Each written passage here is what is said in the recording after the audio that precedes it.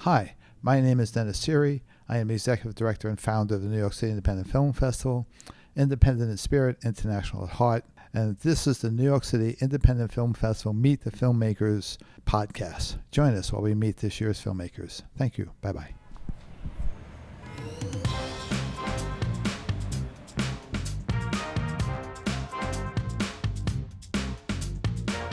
Hi, and welcome. Today's podcast is with Conni St. Pierre.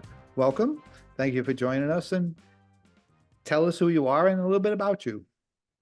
Well, I'm Conni St. Pierre. I'm sitting here in our studio in the mountains of Maine. We've had an audio studio here since 1980. We've recorded everything from heavy metal and new age music to Hall of Fame superstars. We have done a lot of audio recording. Video, we've done a little bit on the side, usually as side projects, but this past year, I've been doing a lot of music videos. Okay, great. And I believe one of them is in the festival this year, the New York City Independent Film Festival. I'm really pleased about that. And so is the band. It's actually, the music is from 1980, from the Boston punk era. And we had a studio in Boston before we moved to Maine and recorded a lot of the Boston punk scene. And when I started doing AI videos, and that's a whole other story, but when I started, I had a lot of music to choose from. And so I just started working with either bands that had recorded here, things we had released on my label. And so far I've done 35 since May. Wow, that's pretty good. Okay, so I guess my first question would be, so what made you want to get into film, making the videos? Well, I had done editing on the side. I had never done anything of my own. And I'm a digital artist, so I had been working. I decided to investigate AI because there was such controversy about it, and I figured I wanted to know what this thing was.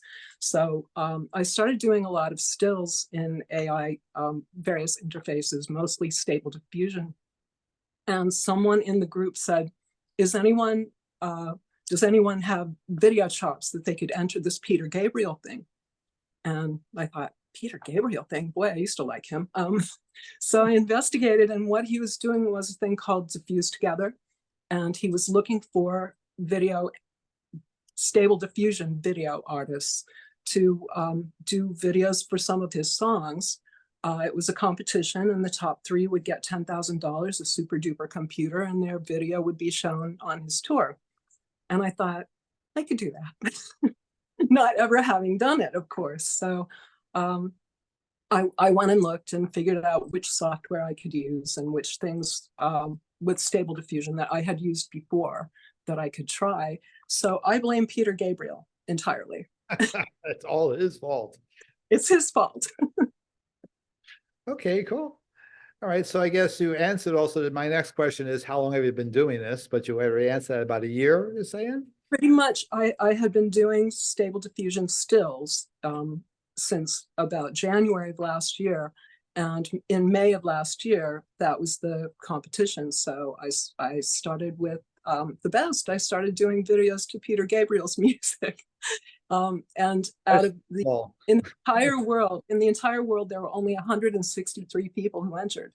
So that was pretty amazing, I thought. So we had a Zoom meeting, and we all got to see the finalists, and it was quite interesting. And I've just found it to be incredibly fun. So I have kept doing it. Did you win? I did not. I'm sorry. but I feel like I did, because I did 2 or 3 videos for them, and then since then I've done tons of videos for us that I've really enjoyed doing, and I've learned a lot in the process. So cool, great. I may have to look at it myself. All right, so I guess the next question about did you have support of family and friends is actually kind of mute. I actually, the only reason that I entered festivals was because a friend saw my AI videos and said, you really should be entering these in festivals. And I never actually thought of it. So I did have support from friends. I had push from friends, for sure. That's always great, isn't it?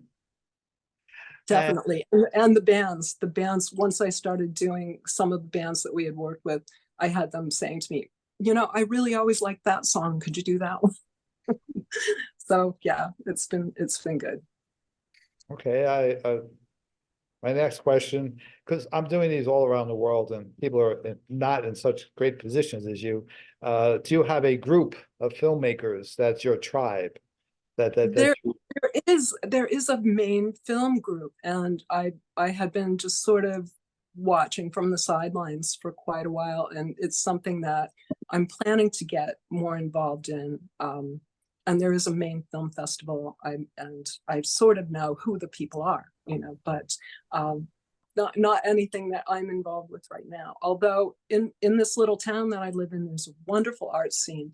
We have a great theater that's really supportive. It's a movie theater as well as a performance theater that's really supportive. There's a film festival going on there today, in fact, okay. a women's dance festival of some sort.